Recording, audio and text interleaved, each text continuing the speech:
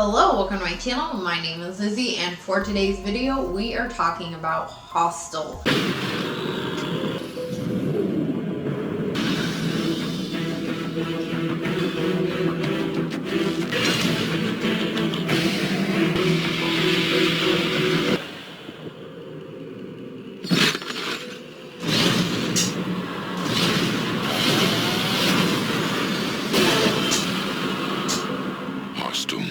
So I'm assuming most people know what HOSTEL is or have seen it at this point, but if you have not heard about this film or don't know what it's about, it follows these three friends who are on a Euro trip and they end up in Amsterdam, and while staying at a hostel, they end up getting kidnapped and tortured.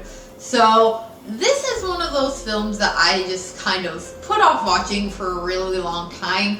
I feel like it was so hyped up, which tends to actually happen a lot.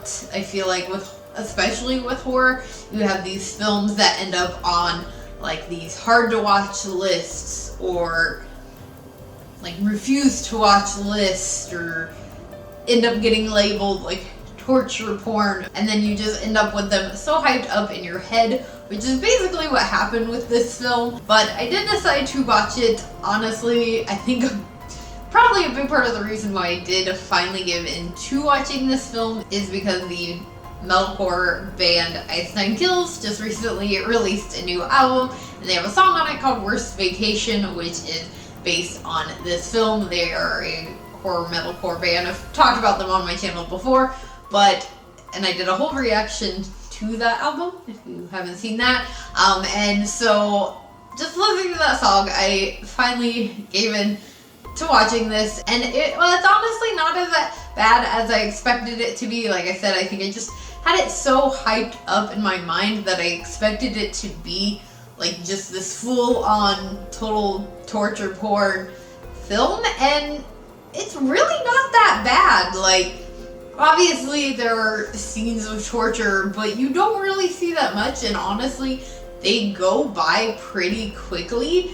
I checked it, and it's about 40 minutes until the first kidnap torture scene actually takes place. That first 40 minutes is we're just following them as they have this adventure and are of course like smoking weed and getting drunk and going down to the red light district and all of that. And then even after the torture kind of starts, the last, I don't know, maybe, I didn't check, but maybe 20 or so minutes of the film is one remaining survivor just trying to escape. So the actual torture portion of the film is really not that long. So if you are like me and you held off watching this for so long because you thought it was going to be much more torture, there you go. It's really not that bad. Now, I will say this film has not aged well, language and character behavior wise. It is an Eli Roth film, and if you know anything about Eli Roth, he's got kind of a bad rep for especially some of his old films, like this one, not aging well.